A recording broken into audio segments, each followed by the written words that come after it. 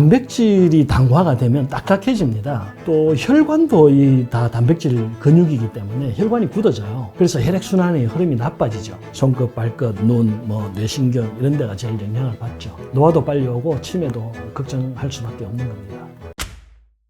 안녕하세요. 김순열입니다. 건강가이드 구독자 여러분들한테 인사드립니다. 저는 강남역에서 CNC 한의원을 운영하고 있고요. 또 유튜브 채널도 운영하고 있습니다. 그리고 이번에 진짜 식사라는 책도 한 권 출간했는데요. 많이 사랑해 주십시오. 혈당이라는 것은 가장 간단하게 얘기하면 에너지원입니다. 자동차에 기름이 없으면 차가 가지를 못하듯이 혈당이 없으면 우리가 살아갈 수가 없죠. 그런데 혈액 속에 혈당의 분량이 높아지면 혈액의 점성이 올라가죠. 우리 혈당은 설탕이잖아요. 그래서 설탕물은 끈적끈적한 점성을 가지고 있거든요. 혈액도 똑같습니다. 혈당이 올라가면 혈액의 점성이 올라가고, 그래서 혈액 순환이 원활하게 되지 못하고 정체가 되기 쉬워지고요. 또 한 가지 중요한 점은 혈당이 높아지면 염증이 생깁니다. 혈액의 흐름이 느려지니까 정체가 되고 노폐물이 쌓이고 그 부근에 염증이 생기는 거죠. 보통 WHO에서 권장하는 일일 섭취량은 하루 25g 정도 됩니다. 그런데 한국인은 평균 하루에 65g 정도를 섭취한다고 통계가 나와 있거든요. 권장량보다 한 두세 배 정도 많은 양이죠. 조금 줄일 필요가 있습니다. 단맛이라는 것은 거의 마약과 같죠. 매운맛을 찾는 것과 비슷한데요. 뭔가 몸에 자극이 되기 때문에 그렇거든요. 단맛은 특히 뇌신경에서 도파민이라는 호르몬을 분비를 촉진합니다. 그래서 기분이 좋아져요. 그래서 단맛을 먹으면 기분이 좋아지니까 그 반응을 계속 유지하고 싶은 거죠. 그래서 또 단맛을 찾게 되고 또 단맛을 찾게 되고 그렇습니다. 보통 우리가 이제 설탕을 그냥 퍼먹는다든지 하는 게 제일 좋지 않죠. 설탕이 많이 들어있는 과자나 빵 종류 먹는 것도 좋지 않고. 그런데 인스턴트 음식 중에 액상과당이 들어있는 음식들이 있거든요. 탄산음료나 과일 주스나 에너지 드링크나 이런 것들인데, 그 액상과당은 이 당을 농축해 놓은 것이란 말이에요. 그래서 한꺼번에 너무 많이 체내로 들어오기 때문에 좋지 않다, 이렇게 말하는 겁니다. 그런데 자연 그대로 우리가 천연 과일이나 채소에서 먹을 때도 당이 들어오잖아요. 이게 위험하지 않은 이유는 섬유질이 많이 풍부하기 때문에, 섬유질은 당의 흡수를 좀 느리게 만들어줍니다. 섬유질 자체가 당을 흡착해서 빨리 흡수되지 않도록 막아주죠. 그래서 꼭 천연 그대로, 자연 그대로 음식을 드시라고 하는 겁니다. 당의 가장 치명적인 단점은 앞에서 말씀드린 대로 염증이라고 그랬잖아요. 이 염증이 모세혈관에 잘 생기거든요. 그래서 당뇨병이 있으면 왜 황반변성이라든지 손끝, 발끝 저림 같은 게 더 많이 생겨요. 작은 혈관들에 문제가 생기기 때문인데, 뇌신경도 똑같죠. 뇌신경도 모세혈관으로 전부 구성되어 있기 때문에 뇌신경의 노화가 촉진될 수 있고 염증이 생길 수 있습니다. 또 이 당화가 진행이 되면 활성산소가 증가하기 때문에 염증이 증가하고, 단백질이 당화가 되면 딱딱해집니다. 그래서 몸이 뻣뻣하게 굳어지는 경우도 많고요. 근육도 굳어지고요. 또 혈관도 다 단백질 근육이기 때문에 혈관이 굳어져요. 그래서 혈액순환의 흐름이 나빠지죠. 혈액순환이 나빠지면 제일 문제가 되는 곳이 아까 말씀드린 말초 혈관이 있는 곳들, 손끝, 발끝, 눈, 뇌신경 이런 데가 제일 영향을 받죠. 노화도 빨리 오고 치매도 걱정할 수밖에 없는 겁니다. 보통 이제 근육이나 관절에 이상이 생겼을 때 우리가 프롤로세라피라는 것을 받게 되거든요. 관절에 주사 맞아가지고 관절이 튼튼하게 만들어주는 주사요법인데, 실제로 관절이 좀 튼튼해져요. 그런데 이게 포도당을 주사하는 거거든요. 포도당을 주사해서 이 관절 인대가 딱딱하게 굳어버립니다. 그래서 즉각적으로 통증이 없어지긴 하는데 장기적으로 봤을 때는 관절의 노화를 촉진시킨다. 그래서 너무 자주 받지 않는 것이 좋겠다, 이렇게 말씀드리고 싶습니다. 아무래도 인스턴트 음식, 배달 음식, 맛있는 음식, 입에 단 음식 이런 것들 즐겨 먹는 게 좋지 않겠죠. 혈당을 걱정하시면 음식을 고를 때 맛없는 음식 고르시는 게 좋고요. 배가 덜 부른 게 좋겠죠. 그리고 음식은 항상 배가 고플 때만 먹는 습관 들이시면 좋고요. 당뇨병 얘기할 때 항상 운동 얘기하잖아요. 왜냐하면 혈당이라는 것이 혈액 속에 있다가 사용을 할 때는 근육으로 가는 것이거든요. 근육으로 가서 사용되어서 태워서 없어져야 되는데, 당뇨약이라는 것은 사실 태워서 없애는 것이 아니라 근육에 저장을 한단 말이에요. 약을 먹어서 근본적으로 당뇨병을 치료할 수는 없습니다. 그래서 항상 운동을 강조하는 거예요. 운동을 해서 당을 근육으로 보내가지고 태워서 없애라는 얘기죠. 그래야만 당뇨병에서 벗어날 수가 있습니다.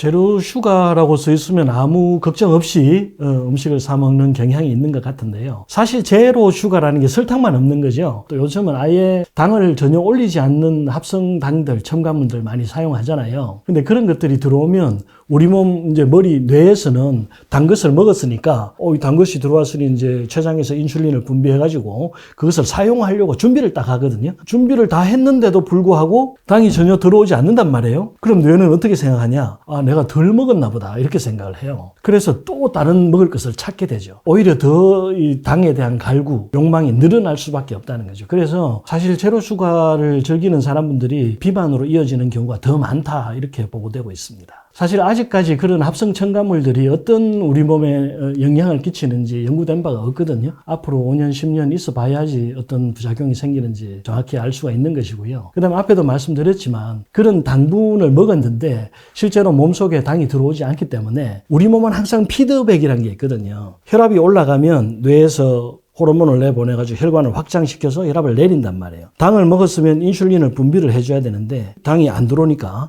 인슐린을 분비하려다가 정체되겠죠. 그러면 거기서 췌장에 염증이 생길 수도 있고 실제로 당이 들어오지 않았기 때문에 내 몸은 덜 먹었나 이렇게 생각한다니까. 그래서 다시 또 다른 음식을 찾게 된다는 거죠. 그런 것이 반복되기 때문에 사실 어렵죠. 참기가 어려운 겁니다. 인생이 어려운 거예요. 당을 더 이상 갈구하지 않을 정도의 자제력이 있으면 먹어도 상관은 없겠죠. 그런데 대부분 그 욕망을 이기지를 못하죠. 한번 빠지면 계속 이 다람쥐 쳇바퀴 돌듯이 돌게 돼 있거든요. 그 식품회사에서 그런 것을 개발하는 이유가 뭐냐. 그걸 알아야 되거든요. 더 잘 팔리기 때문에. 더 갈구할 수밖에 없게 만들어져 있거든요. 사실 혈당을 올리는 음식은 탄수화물밖에 없습니다. 그러니까 쌀밥, 밀가루 이런 것들이잖아요. 탄수화물, 국수, 빵, 과자, 인스턴트 음식, 과당이 많이 들어있는 탄산 음료, 과일 주스 이런 것들이죠. 그런 것들을 줄여야 되고요. 그래서 혈당을 올리지 않기 위해서는 무조건 탄수화물을 줄이고 단백질이나 지방 섭취량을 늘려주시면 돼요. 보통 탄수화물 완전히 끊기 힘드니까 한 20% 정도에서 타협을 하면 되거든요. 대신 이제 그런 음식 말고 탄수화물 중에도 이 당을 올리지 않게 막아주는 음식이 있습니다. 그게 식이섬유예요. 섬유질이죠. 섬유질은 우리 사람은 분해를 할 수가 없습니다. 섬유질을 먹으면 전부 똥으로 다 나와요. 환자분들과 얘기를 하다 보면 원장님 저는 어제 과일 주스를 먹었더니 과일이 그냥 그대로 똥으로 다 나왔어요. 저녁에 사과를 하나 먹고 났더니 사과 모양 그대로 똥으로 나오더라. 이렇게 말씀하시는 분들이 있거든요. 그 왜냐 하면 당연한 거예요. 식이섬유는 사람이 분해할 수 없으니까 그대로 나가는 거죠. 대신 소나 말은 그걸 분해할 수가 있거든요. 소나 말은 위가 2개, 3개 이렇게 있잖아요. 그리고 이 식이섬유를 다 분해해서 거기서 질소도 뽑아내고 산소도 뽑아내고 그럽니다. 그래서 풀만 먹고도 말이나 코끼리처럼 큰 덩치를 유지할 수 있는 거죠. 그럼 아무 쓸모도 없는 섬유질을 왜 먹어야 되냐? 사람이 섬유질을 먹는 이유는 3가지거든요. 첫째는 이제 그 당 흡수를 느리게, 당이 빨리 흡수되지 않도록 막아주는 역할을 하고, 두 번째는 지질도 느리게 흡수되도록 막아줍니다. 섬유질이 당도 흡착하고 기름도 흡착하기 때문에 빨리 흡수되지 않도록 막아주죠. 그 다음 두 번째는 이제 이 섬유질이 프리바이오틱스라고 하잖아요. 유산균의 먹이가 됩니다. 그래서 유산균이 섬유질이 없으면 자랄 수가 없거든요. 장에서 번성하게 되면 유해균의 번식을 막아주니까 장내 감염이나 염증 같은 것을 막아주죠. 또 유산균이 이 작용을 하면서 젖산이라는 노폐물을 내놓는단 말이에요. 그게 우리 인체 에너지의 거의 한 10% 정도 됩니다. 그래서 유산균이 부족하면 에너지 자체도 부족해져요. 그리고 또 섬유질을 먹어야 하는 이유가 이 섬유질이 아까 똥으로 다 나간다고 했잖아요. 그러면서 장내에 있는 노폐물을 제거해주는 역할을 합니다. 그래서 변이 더 잘 나가게 되죠. 보통 우리가 식이섬유, 차전자피 같은 게 변비약으로만 허가가 나 있는데요. 실제로는 설사에도 굉장히 도움이 됩니다. 수분이 많을 때는 흡착해가지고 수분을 줄여주고 수분이 부족할 때는 또 자체로 수분을 흡착해서 변이 무르도록 도와주거든요. 그래서 섬유질이 여러모로 효과가 좋죠. 그 다음 이제 당 흡수를 느리게 하기 위해서 일부러 섬유질을 먹어주는 것도 좋은 방법이 되거든요. 차전자피나 다시마나 미역 같은 해조류를 식전에 먹어주면 그것들이 먼저 장에 도착해 있다가 탄수화물이 들어오면 흡착해서 빨리 흡수되는 것을 막아줍니다.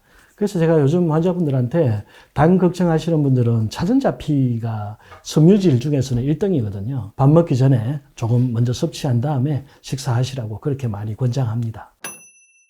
차전자피가 이제 뭐냐 하면 우리나라에 굉장히 많은 식물 중에 하나예요. 질경이라고, 보통은 이제 방광이나 이런 염증이 있을 때 쓰는 약인데, 식물의 질경이의 씨를 찾은 자 피라고 해요. 껍질, 씨의 껍질이에요. 쌀껍질도 전부 섬유질이잖아요. 영양분은 거의 없거든요.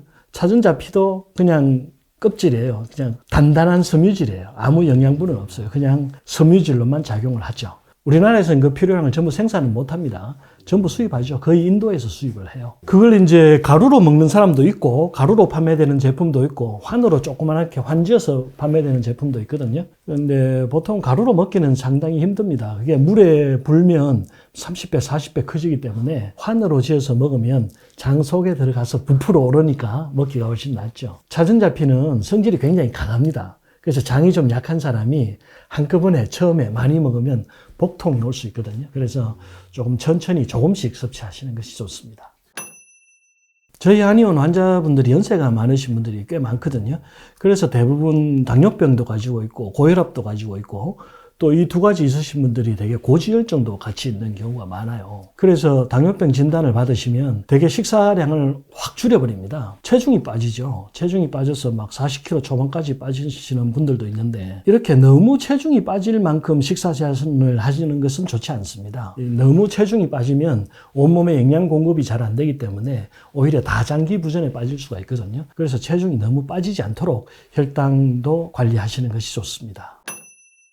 사실 요즘 자연 그대로 과일, 채소 먹기가 쉽지 않죠. 너무 비싸서 말입니다. 그런데 사실 인생은 고통이거든요. 늘 있는 고통 중간에 약간의 행복이 있죠. 그런데 항상 행복하기 위해서 단맛만 추구하다 보면은 더 빨리 쓴맛을 볼 수가 있습니다. 건강을 위해서 아니면 다른 어떤 목표를 위해서 한 가지를 이루고 싶으실 때는 꼭 한 가지는 좀 포기해 주시면 좋겠습니다. 그래서 조금 더 노력하시면 더 건강해질 수 있지 않을까 이렇게 생각합니다.